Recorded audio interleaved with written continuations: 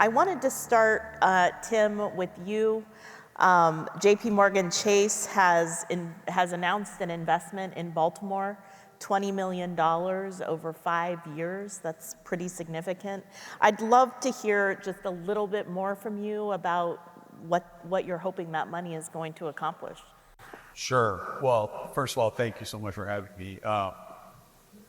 I think that $20 million is an initial philanthropic investment. It's meant to invest for community impact over 5 years, and I can go more into that. I would say, though, what I think is really, really important is that investment is made alongside, very specifically, our expansion as a business in Baltimore, and we've been here for 130 years. We have 35,000 small business customers, about 565,000 consumer customers in and around Baltimore. But for those of you that live here, work here, you definitely will have noticed that there are a lot of Chase branches now. And 5 or 6 years ago, that wasn't the case. We didn't have any branches in Maryland, DC, Baltimore. So as we expanded the branch network into Baltimore, and a lot of people ask me all the time, why do we keep building physical branches? And the reason is because it lifts the entire business franchise. And as we do that, and as our entire business at the consumer level and commercial bank, small business lending grows around that, we recognize we have an obligation to invest in healthy communities too. That $20 million initial investment is a recognition of the fact that if we are part of helping to build thriving, healthy communities, that is going to be good for us. It will help us grow. We like to say internally and externally, but we say it all the time internally, we aspire to be a bank for everybody in the country. And that means every community, every person, everybody who wants to start a small business, everybody who is looking to have a bank relationship. And that means thriving small businesses, people able to afford to buy homes. We invest a lot in skills and workforce to be able to get a job. And so that investment is around some specific programs that are part of that effort that we make, and we make it everywhere that we do business. In Baltimore, as I said, we're really just building out our presence in the city, but everywhere we are, we do that, and we not only invest heavily to build the firm franchise, bring the full force of what we do to those communities, but to invest for impact at the community level alongside that. Yeah. And we are going to talk a little bit more in a bit about some of your investment in other cities and also how some of that money is being put to work here, including opening a call center. We'll get to that in a second. I definitely want to talk about it. Okay, but I wanted to just turn it to Hesuk for a minute to talk about public-private partnership and how you see in your role at the Baltimore Civic Fund, how that is working specifically here. Sure. The Baltimore Civic Fund serves as a mayoral fund for the city. And obviously that means we partner with city agencies and the mayor to work on over 110 projects. Much of that is financing through us. But when you think about private-public partnerships, most often the definition is relevant to capital projects. But here at the Civic Fund, we're trying to implement some of these conceptual pieces and successes of private-public partnerships onto social programs, social service programs. So if you think about these P3 projects, a lot of it has to do with efficiency, shared risks, and for better or for worse, government isn't often associated with innovation. And we're able to innovate in ways that I think a lot of agencies have limited access to. So we can come to the table and bring some innovation. And then finally, the last principle that's very important is the capital, the actual fundraising. People don't realize that basic services takes a lot of money, and there's often an element of seed money, but then longevity, long-term financing isn't part of the planning, and so that's where a lot of P3 projects can really be applicable here. Yeah, and are there specific examples that you can point to that are working? Yeah, I mean, as a civic fund, we're a nonprofit, the city's nonprofit, so we were able to really come to the table on a couple key things. And when I think about private-public partnership, it's really macro, project management and bringing everybody to the table. We were fortunate enough. How many are seeing the new recycling bins in your neighborhoods? Actually, the Civic Fund financed and owned the resin on behalf of the city, and I learned so much about recycling and what it means to be the owner of resin, just like oil. And that was a $12.5 million project financed by a lot of corporations from that represents, American Beverage Association, the Coca-Cola, Pepsi-Cola, who wanted to come to Baltimore and invest in that way, and they invested with us, so we can finance that. Another great example was during COVID. We had to move very quickly to respond to the crisis at hand. The city did not have the right infrastructure at the time around financing and moving projects at the warp speed we needed to. So we stepped in and brought in some national funders, specifically the Rockefeller Foundation, and actually we coordinated 22 funders, 13 key partners that implemented and actually delivered the services, but we were the entity that actually coordinated all of the COVID response. Yeah, and that investment from a private, either foundation or from a business, is part of what has made your work possible. That's absolutely right. Yeah. We often, if you think about a funder or a corporation, they have limitations in how they can partner with localities, whether it's limitations in how they fund or, they can't fund, a lot of foundations and endowments can fund government agencies. And so we step in that role and can receive those funds on behalf of the city. Great. I want to turn to another very specific example.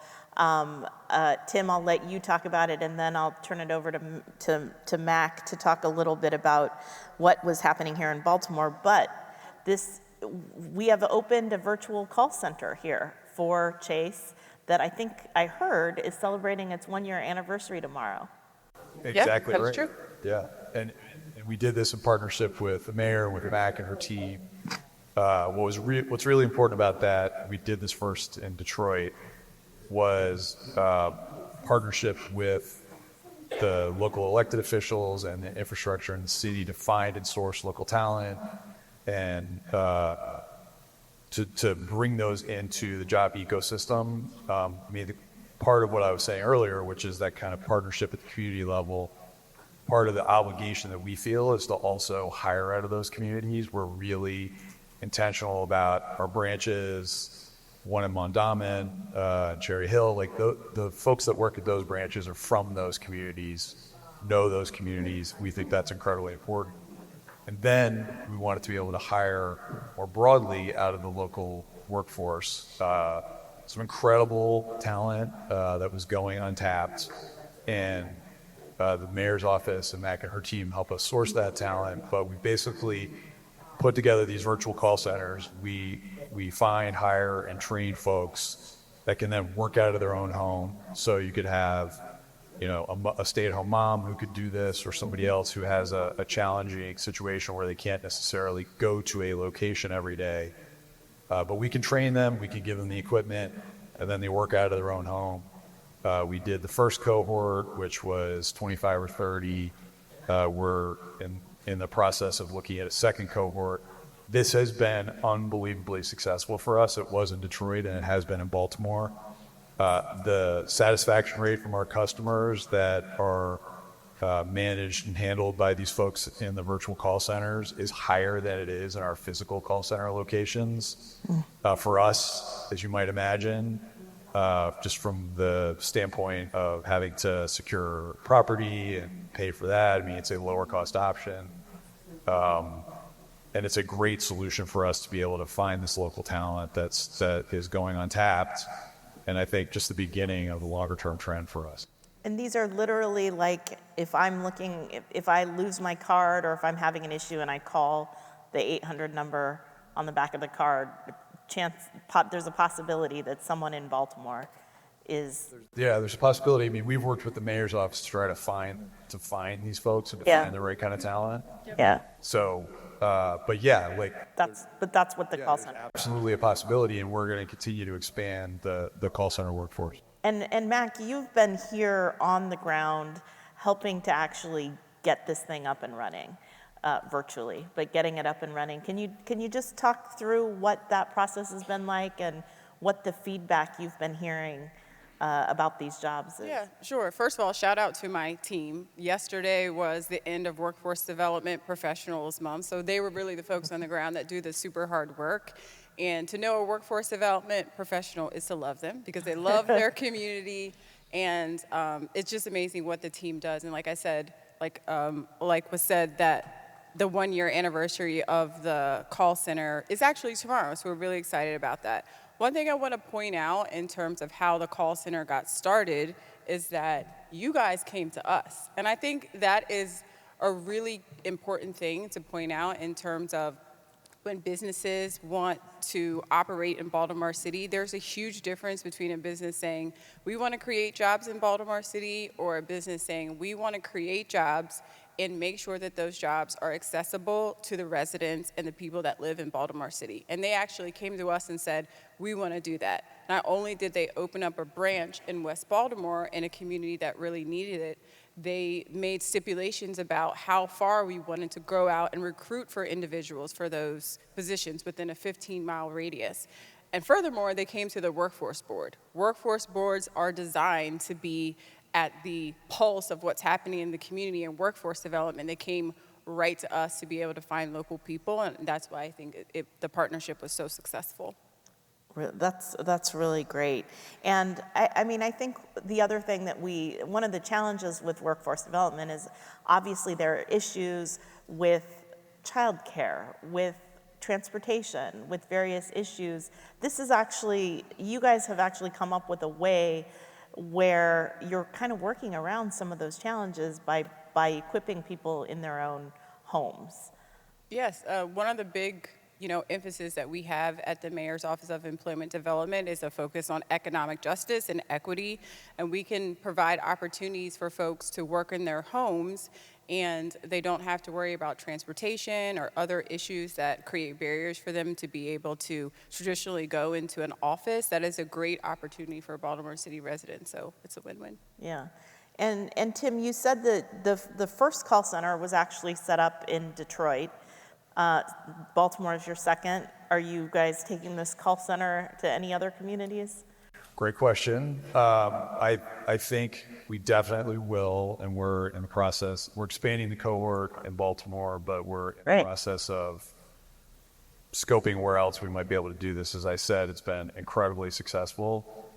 And then there are other iterations. For us, it could work as a Spanish language call center. And there are certain communities where lots of communities where that would be successful, but there are lots of different ways that we could do this. And so I think, and look, I would say from an economic justice standpoint, very important to us as a firm, equally as important. And the reason that I think this is such a great innovation is because it is commercially scalable. It just makes sense. Right. And you see Care First is doing it. I think it'll spread, I think, as other companies become aware. And then they also recognize, like, this is an amazing pool of talent that often goes untapped. Yep.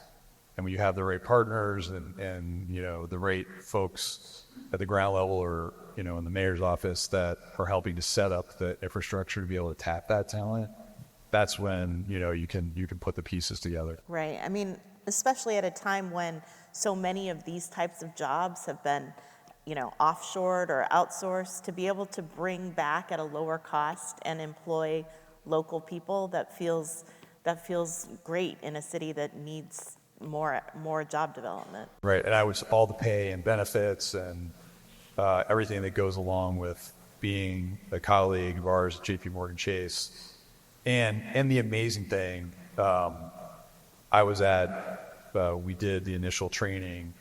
The people that are there and doing the training and the people that run some of these, as you can imagine, I mean, we have a relationship with more than half the households in the United States. So this is a big enterprise with us.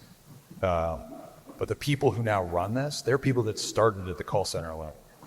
So we think of this as the first step on the ladder to a career at JP Morgan or someplace else, but we want these people to be with us for a long time, to be successful as JP Morgan Chase employees, and to grow that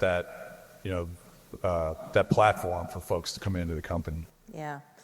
I want to get back to the issue of public-private partnership for a minute and talk about one of the biggest challenges facing Baltimore is its vacant housing crisis. You invested heavily in Detroit. After about 10 years, I think we've seen some pretty significant transformation there in that space, which should tell us that it's not an impossible problem to solve. You can make some headway. My phone or my watch is dinging, which is telling me that we just published a story just now about a big announcement that was being made by the governor's office and the mayor's office, big initiative on vacant housing in Baltimore. But this is a separate thing. But you are also invested heavily as a business in trying to solve some of this problem. I would love to just, can you talk for a minute about what you guys did in Detroit, what you're hoping to replicate in Baltimore on that issue? Yeah, definitely. First, I would just say the problem, while there are lots of similarities when you look at Detroit or Baltimore, it's definitely unique to the place that you're trying to, where it's happening or where you're trying to manage or come up with solutions. But I do think, looking at what has been successful in other places can really help you think about what is the path forward.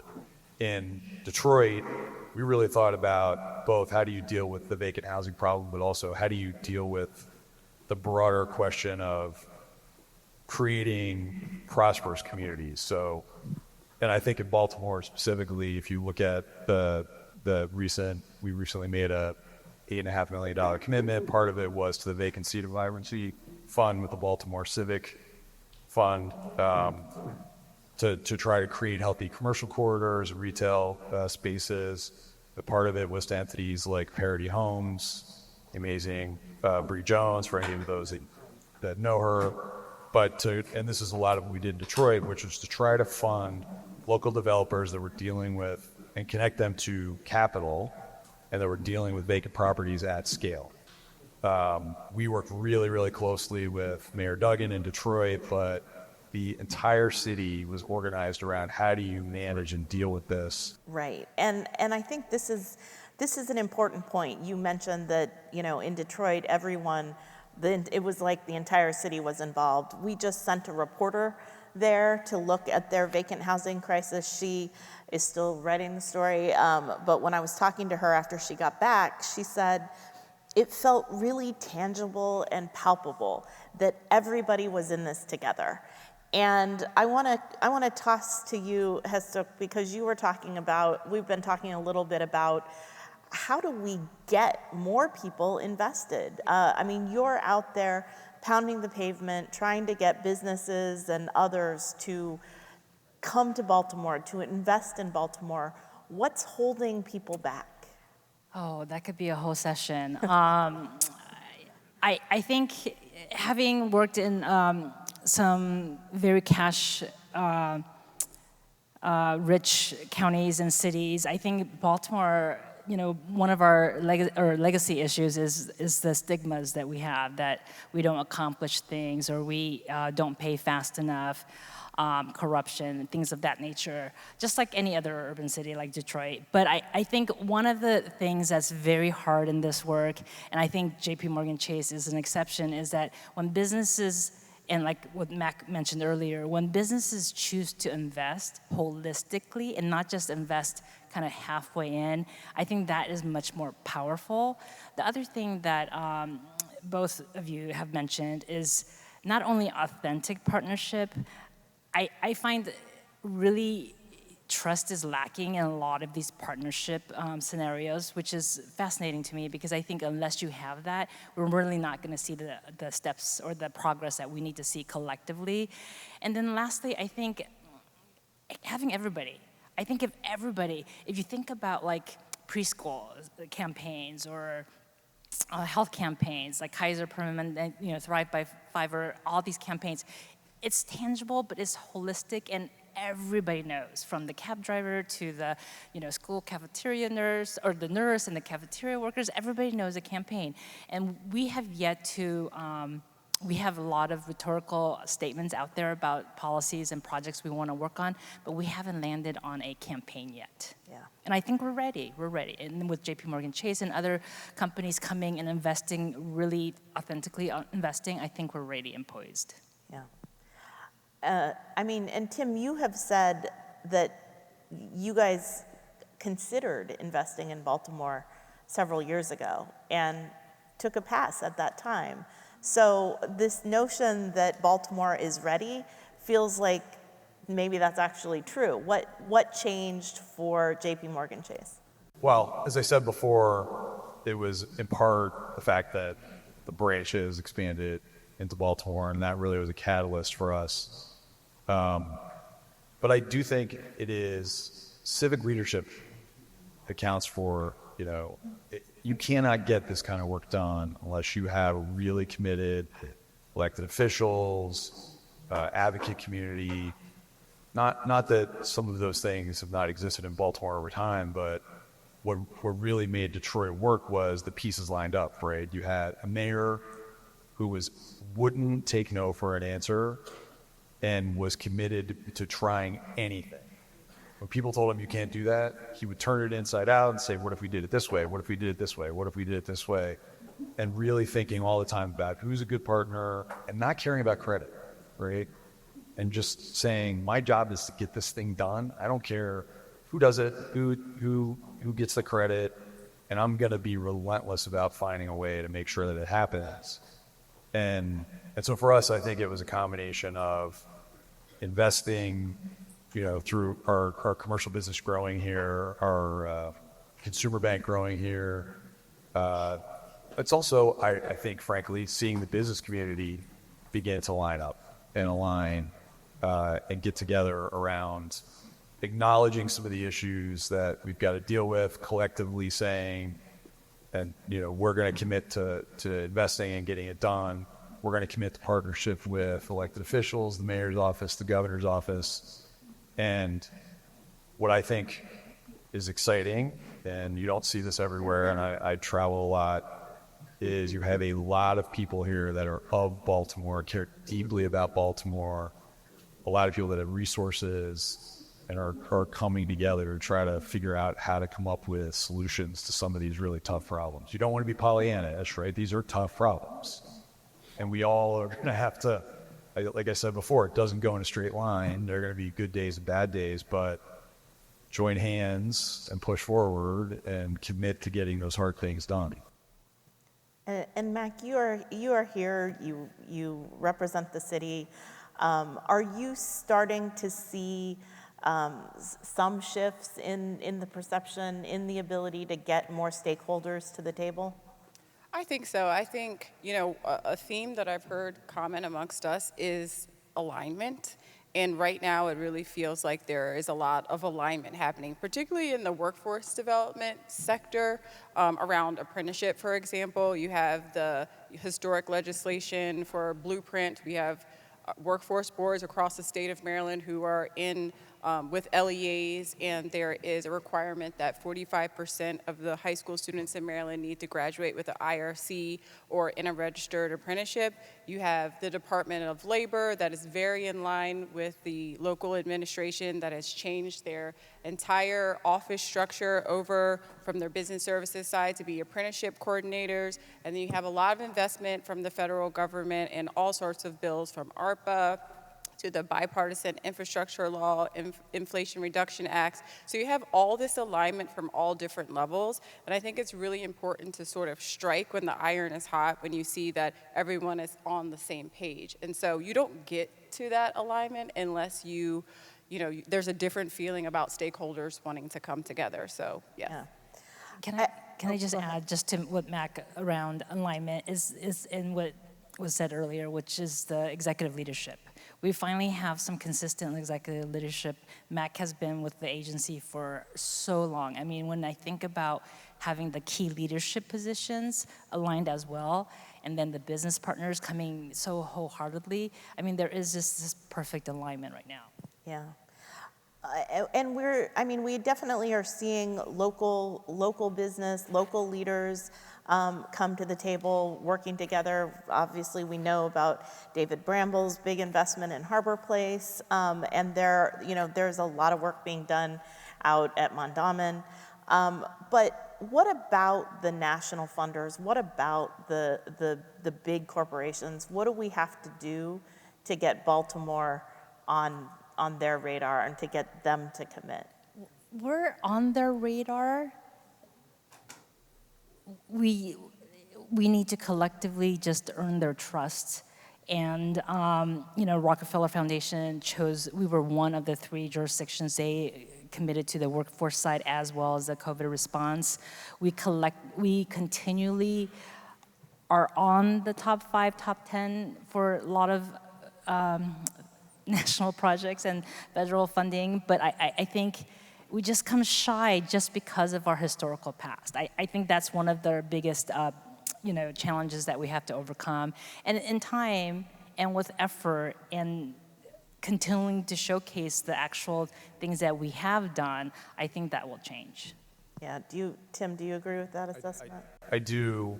Again, there's a lot of hard work to do to continue to put all those pieces together, but I think the city has some amazing advantages. It has a great higher education system. It just producing a ton of talent. It is geographically located in an amazing spot, right? There's many things that I think are positive reasons to invest in Baltimore and for companies to continue to put headcount here, and I think it is consistently recognized. I think it just is continuing to make that case.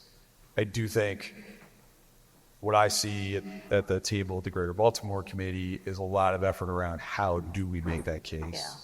You have a lot of companies that obviously are here, invested here, but also are invested in continuing to attract other companies here, investment here, capital here, and build that connectivity between talent, investments. I think it's there. It's just we got to continue to push. You got to continue to put the pieces together. Yeah, absolutely. Well, I hope that this time next year we are back here in this room and have some other JP Morgan Chases on the stage with you. I see my colleague Zuri Berry is taking questions from the audience. He has stood up. That's my signal. Yes, I have a question for the panel here. How can Baltimore or Maryland as a whole become more business friendly where partnerships for good may be more plentiful? More partnerships with businesses in Maryland. So the question was more partnerships with businesses and not just Baltimore City, but the whole state? Yes. I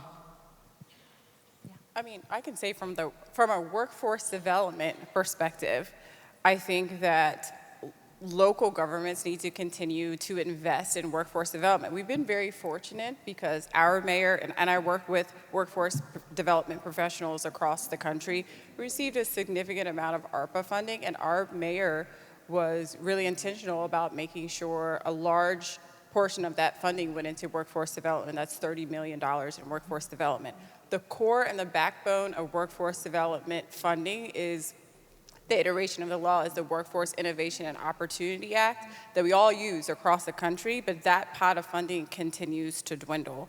And I think in order for us to be responsive to businesses, to show them, to help broker that gap between talent and employers, we need to be funded at the local level. Yep. And workforce development professionals, like I said, we're really excited to broker that relationship. get people connected with training opportunities, help them to eliminate barriers, be advocates for them, but we can only do so much with what we have.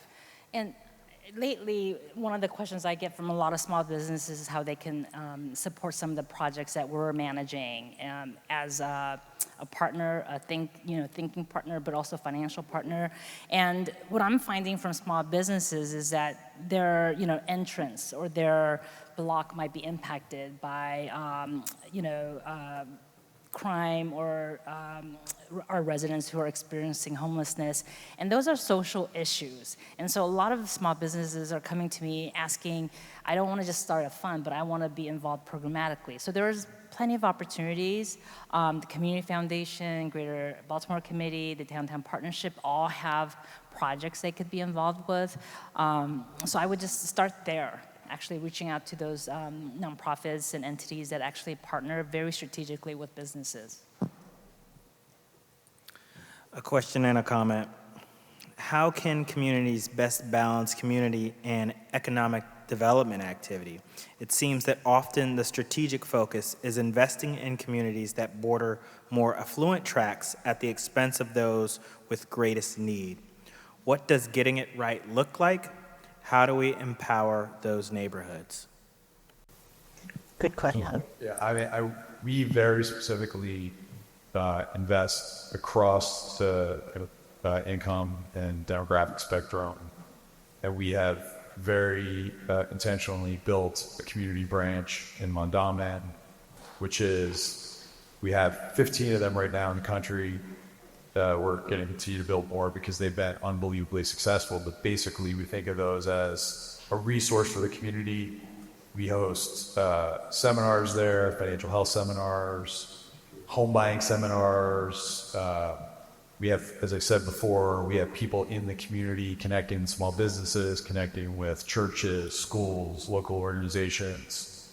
We view it as a community resource exactly for that reason, which is, a lot of times those resources don't exist in those neighborhoods, and we know the investment in those neighborhoods, very specifically having people that are hired from those neighborhoods who understand the residents and communities is important to us as a business. Yep. We put the first bank branch in Cherry Hill as well, again, because it was a banking desert. There's small business opportunity there. But you're right. You have to be very intentional if you're a business or for us and bank about not just going to the places where you think you might be more successful because there's more money or capital in those places. You have to invest for healthy communities. One thing that we see everywhere is you can't ignore the communities that are not thriving and think you're just going to invest in the communities around those and that's going to get it done. Yep.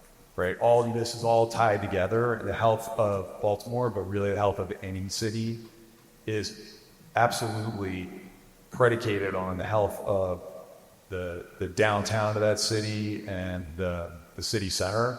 You can't do one and not the other.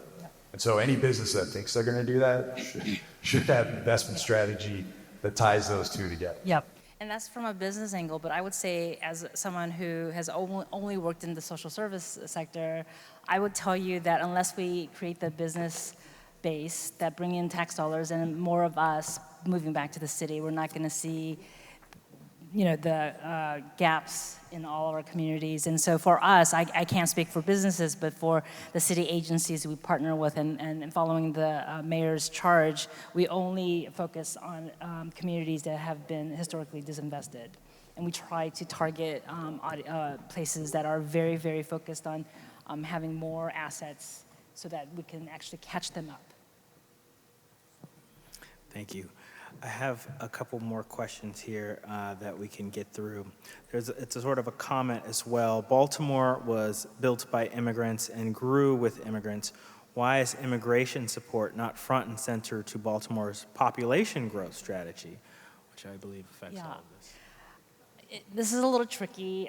The Civic Fund oversaw the Key Bridge response for the 6 families and 2 surviving members. So actually, I would say we do focus on immigrant and undocumented and new Americans here quite a bit.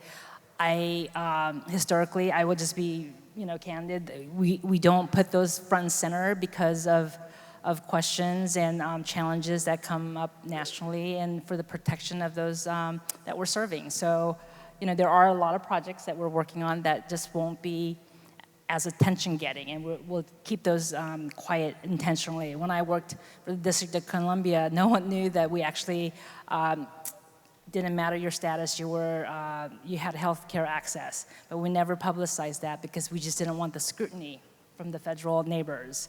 And so be careful in how we frame that, because we do prioritize all residents here. And I will say, there is, I don't want to speak on their behalf, but there is the Mayor's Office of Multicultural and Immigrant Affairs, and I don't know if some of you have been following that office, but they were recently codified as a city agency, and that office has been doing a tremendous amount of work with new Americans, and I know they partner with the Mayor's Office of Employment Development. We specifically have partners in our workforce centers like LRIS that work with new American population. We have increased the number of bilingual career navigators, mobile navigators that are out serving communities. And we also have something called community job hubs, where we actually have MOED staff people that are stationed in the community with CBOs that have a high number of traffic, so we can offer the services that we have at MOED within those centers. We recently partnered with the International Rescue Committee, so we are working with the new immigrant population, and hopefully more of the information about what's happening at the city can be more public so you guys are aware, but there are things that are happening. And this question is for Tim. This was with respect to the virtual call center. Could that be extended to rural Maryland as well? What are the conditions that you require? So that's a really good question, and one that we've actually been looking at, not with respect to Maryland or any specific geography, but as we're continuing to expand our branch network north out, moving into ex-urban and then more kind of rural adjacent communities, how are we tapping the talent pools in those communities as well? It's something that we're definitely exploring. I think you've got talent everywhere, and how do you find that talent, and then how do you find partners that can help you leverage that talent and bring them into the system? So I think it's possible anywhere, and there's talent everywhere. And as I said before, I don't think we're going to be the only ones that do this, because I think it's going to be a very compelling model for lots of folks going forward. Go to your local workforce board if you're a business looking for talent. The interesting thing about workforce boards, there are only about 550 workforce boards across the United States. I mean, we're like a close-knit crew that are running the public workforce system for the entire country. If you're a business and you're going into a jurisdiction, the first place that you need to find out is who's the director of the workforce board, and those folks will lead you to where the talent is. Yeah, I would just say I couldn't agree with you more, because for us, especially we're investing much more heavily in a place like Baltimore, coming into the city. Number one, don't show up and assume you know anything. Find the people that do know what they're doing, like the people that run your local workforce board, and sit with them, and sit with the other folks that are doing the work on the ground in the community, and understand what is happening in that community. JP Morgan Chase, we can't just show up in a place and say, hey, big bank, we're going to solve this problem. You got to find the people that really get it, really understand, really can help us as partners invest for impact, reach the people that we're trying to reach. So find those people. I would tell anybody in the business community, that's job number one.